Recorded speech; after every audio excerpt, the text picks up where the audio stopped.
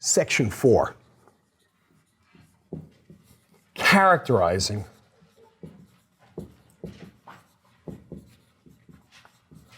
your mutants.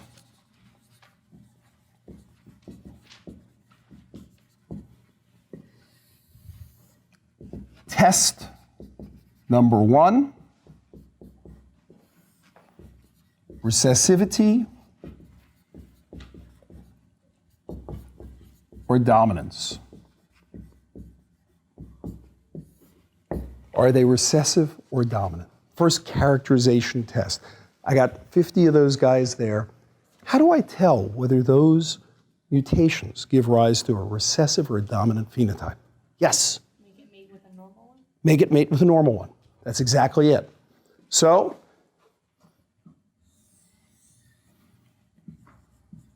I have my haploid.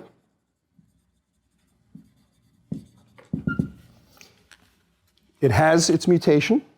I'm drawing it as if I knew which chromosome that was on and which gene it was in, but I'm just drawing a cartoon because at this point I have nothing more than a yeast growing on a plate. But it's of mating type alpha. And I now introduce it to a normal yeast, a wild type yeast of the opposite mating type. And at that particular gene, what's the allele? Plus, wild type. Why is it wild type? Because this is normal. You wanted a normal one, so I'm giving you a normal one. That's what it's got. And when they mate, we get a diploid cell. It's got 2 copies of each of the 16 chromosomes. I'm only drawing 3 of them here. And its genotype at that particular gene or locus is mutant over plus. Now, how do I find that its phenotype? See if it can grow on minimal medium. If it can grow on minimal medium,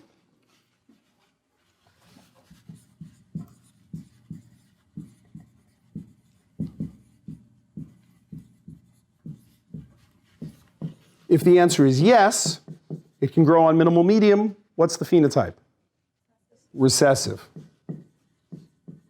What if it can't?